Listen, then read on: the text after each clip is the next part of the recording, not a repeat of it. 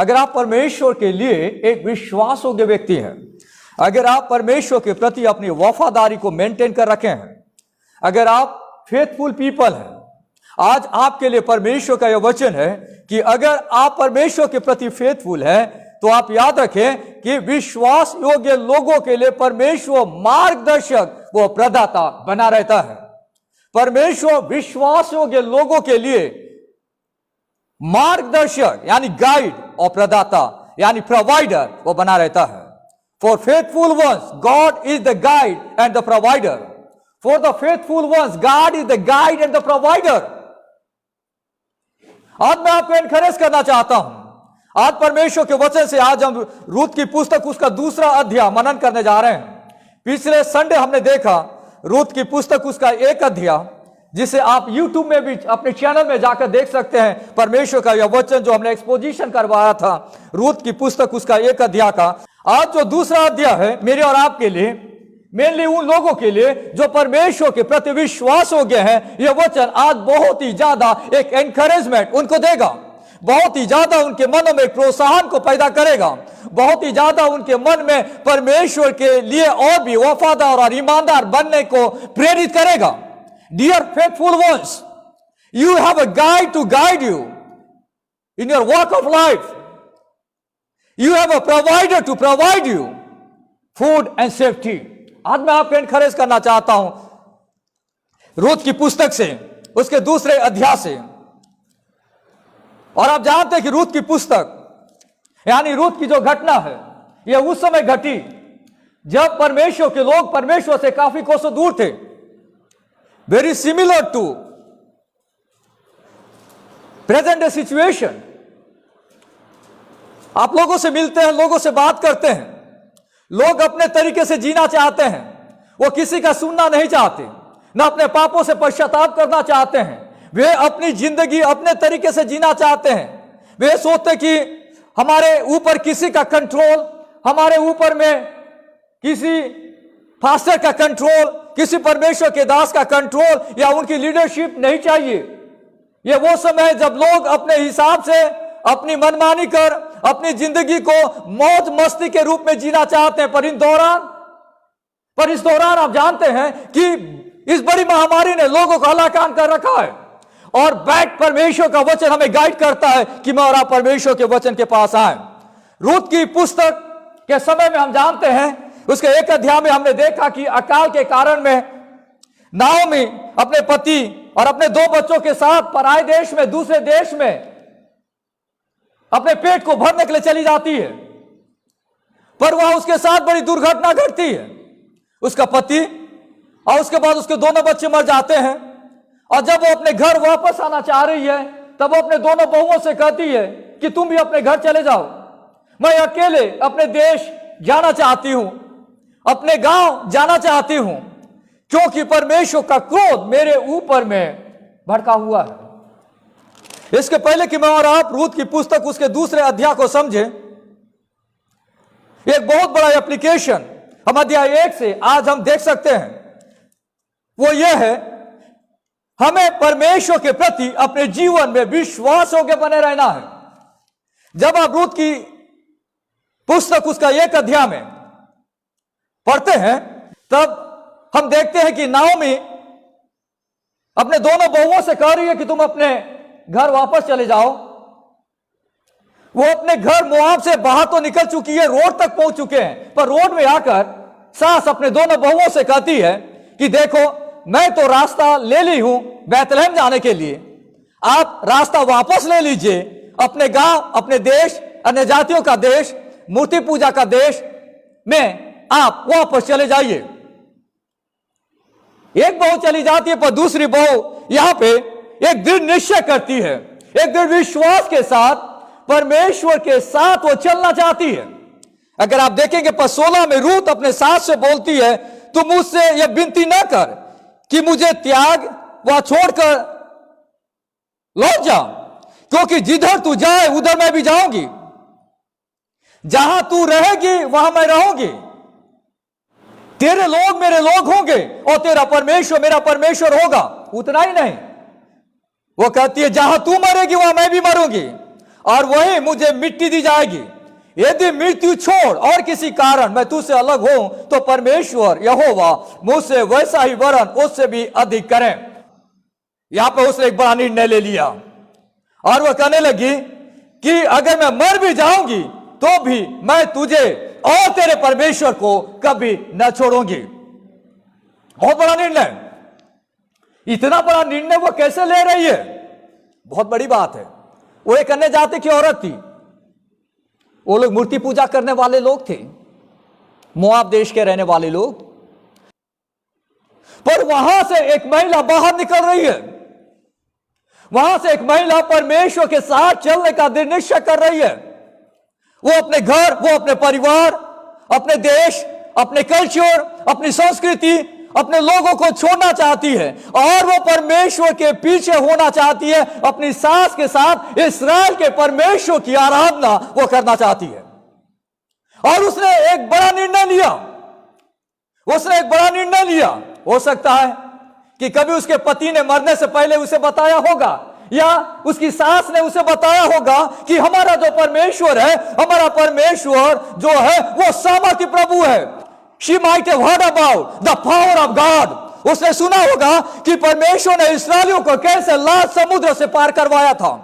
उसने सुना होगा कि परमेश्वर कैसे उनका गाइड बनकर उनका अगुवाई करता है और वे उस जंगल में भटकते रहते हैं और परमेश्वर मिस्र देश से बाहर निकलने के बाद कनान देश तक उनके रास्ते में उनके साथ रहता है और उनकी अगुवाई करता था और उनका अगुवाई किया है।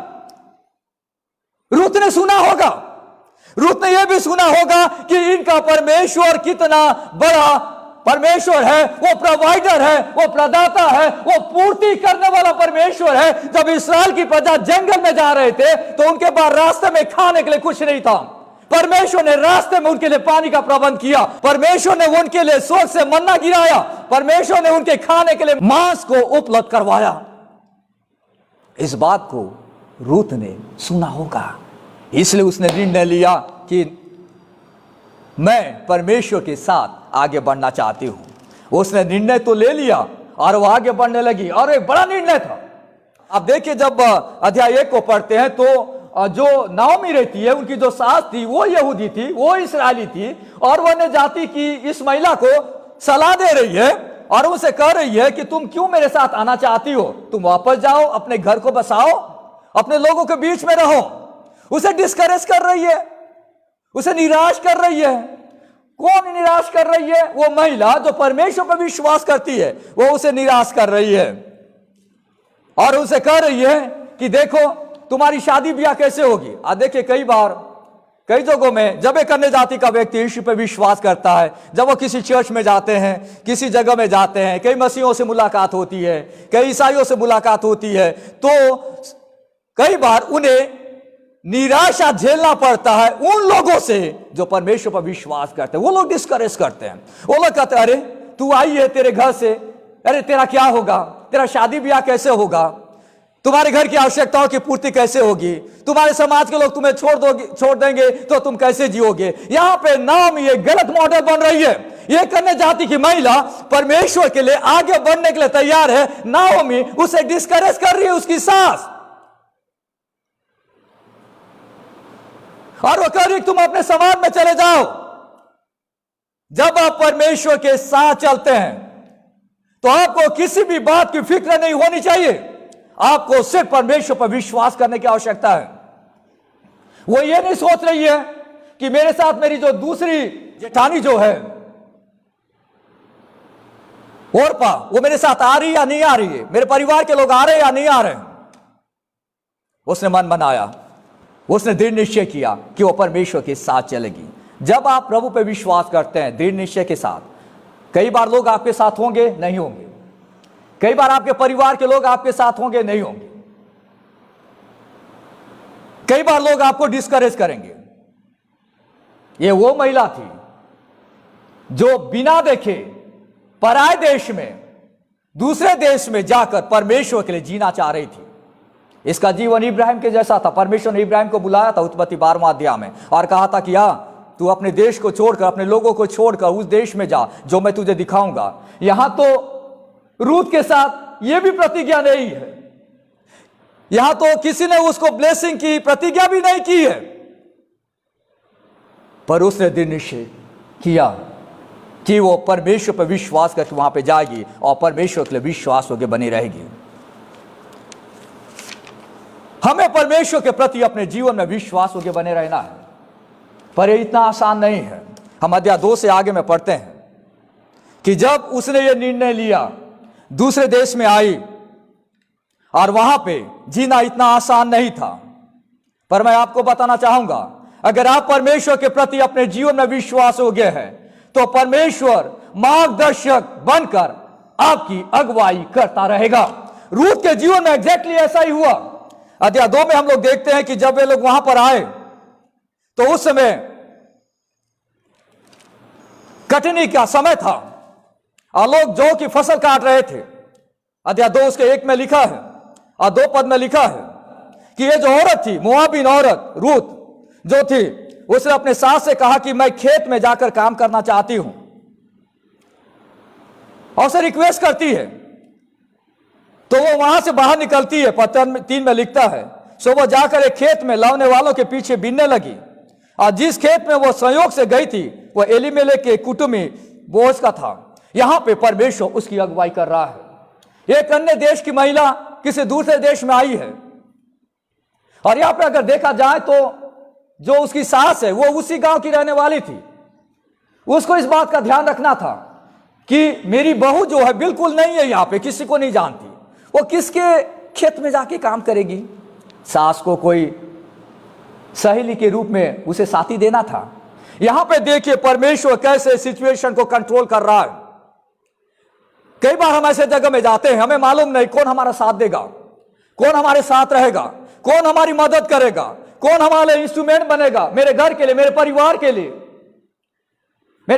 मेरे लोगों के लिए। यहां परमेश्वर उसके लिए रास्ता तैयार कर रहा है, और यहां पे परमेश्वर उस जगह में ले जा रहा है जो कि उसकी सास जो थी नाओमी, उसका एक रिश्तेदार था।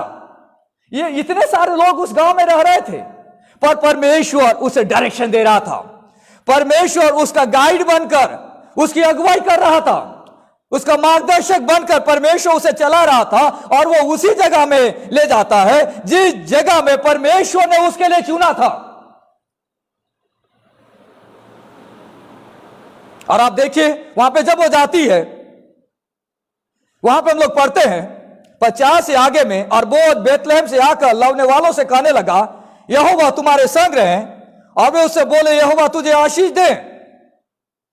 और बोअज अपने समय का बहुत ही ताकतवर इंसान था, उसका एक अच्छा रेपुटेशन था, और वो बहुत धनवान इंसान था, वो एक योद्धा था अपने एरिया का, लोग उसका बहुत इज्जत करते थे।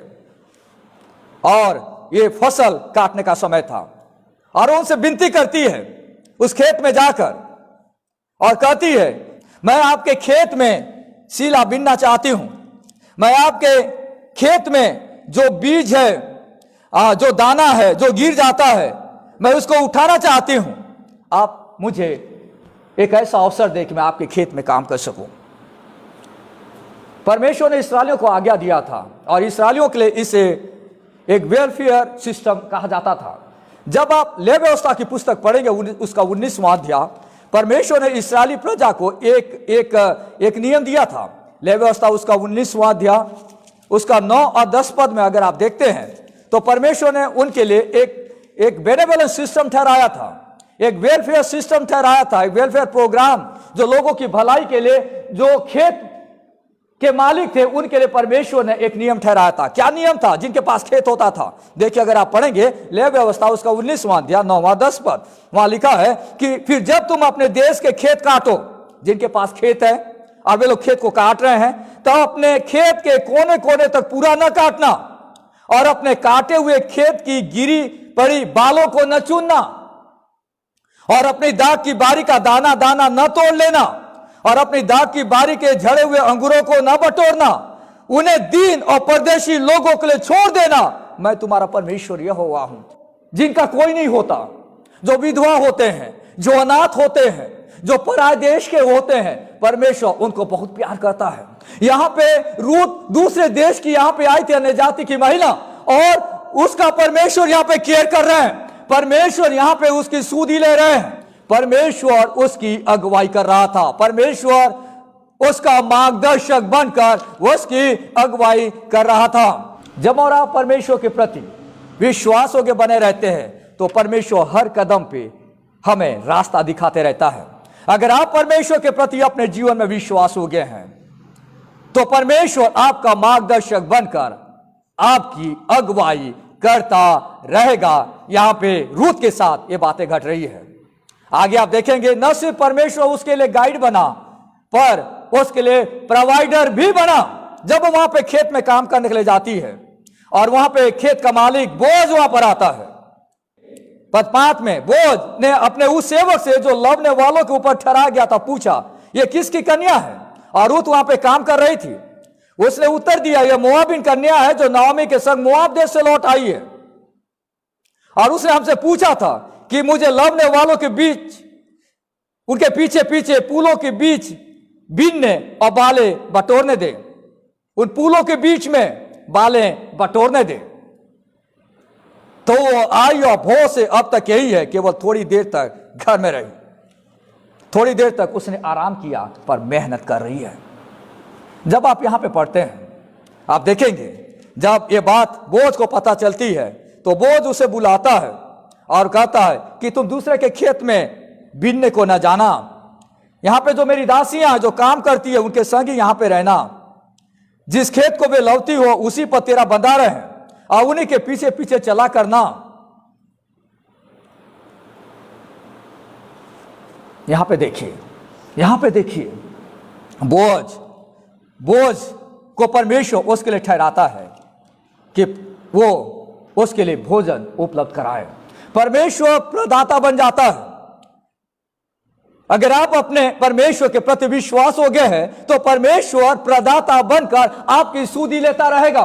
उसने कभी सोचा नहीं था कि उस खेत में जाए, उसने कभी सोचा नहीं था कि उस खेत के लोग उसे परमिशन देंगे, उसने कभी सोचा नहीं था कि खेत का मालिक बुलाकर उसकी सूधी लेगा।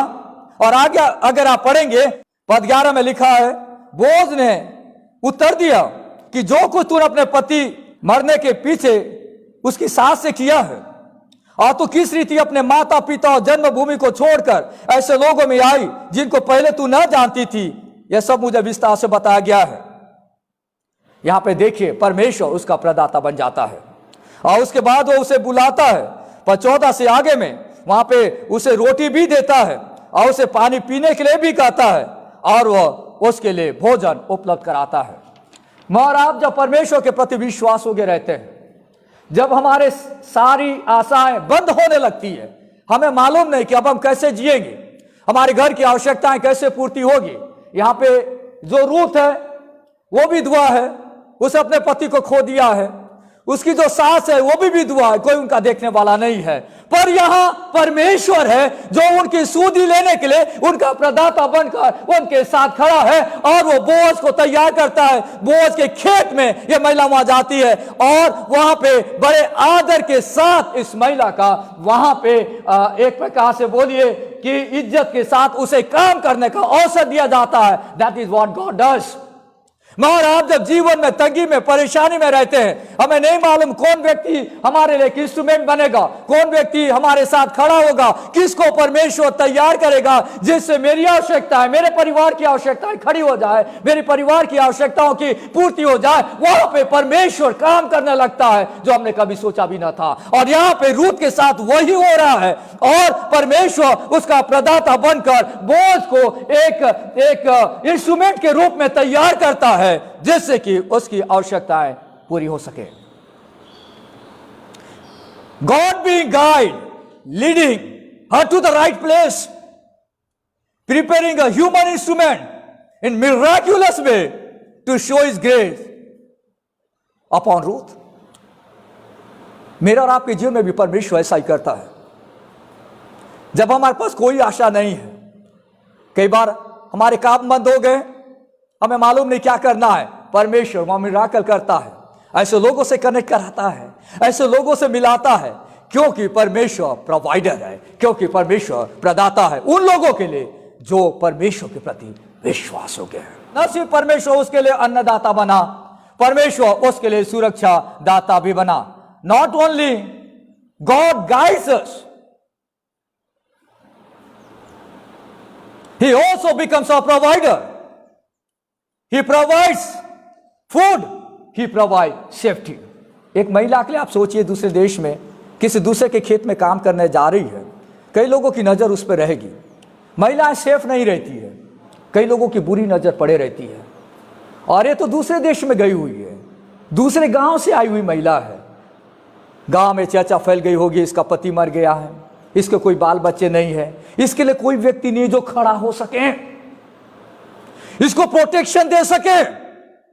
यहां पे परमेश्वर ने बोझ को तैयार किया था, जमीन का मालिक को, और उसने अपने लोगों को आज्ञा दी थी कि कोई उसे छूना भी मत, कोई उसे छूना भी मत। परमेश्वर अपने लोगों को प्रोटेक्शन देता है। और देखिए एक बहुत बड़ी बात बोझ कहता है वहां पे रूत के लिए, पद 12 में, यहोवा तेरी करने का फल दे, और इस साल का परमेश्वर यहोवा जिसके पंखों तले तू शरण लेने आई है तुझे पूरा बदला दे। इस साल के परमेश्वर यहोवा के पंखों के तले वो शरण लेने आई थी। अगर आप एक फेथफुल व्यक्ति हैं तो आपको इस बात को जानना बहुत जरूरी है कि आप परमेश्वर यहोवा के पंखों के तले आप शरण लेने आए हैं। जिस प्रकार एक उकाब अपने बच्चों को सुरक्षित रखती है, छोटे छोटे बच्चे पे कोई दूसरा जानवर हमला ना कर दे, इसलिए वो अपने बच्चों को अपने पंखों के तले छिपा कर रखती है, उन्हें सेफ्टी और सिक्योरिटी देती है। उसी प्रकार हमारा परमेश्वर यहोवा, जब मैं और आप डरे हुए रहते हैं, मैं और आप अपने बारे में बहुत कंसर्न रहते हैं, मेरी कोई सेफ्टी नहीं है, सिक्योरिटी नहीं है, मैं इस जगह पे जाती हूं, मैं अपने घर से दूर नौकरी करने जाती हूं, मैं एक पराए शहर में रहती हूं जहां मेरा कोई नहीं है, कोई मेरे बगल में खड़े होने वाला नहीं है जिसको देख के लोग डर जाए, मैं अकेले हूं, मैं अकेली महिला हूं, मैं अकेले यहां पे काम कर रही हूं। याद रखिए, गॉड बिकम्स योर सेफ्टी।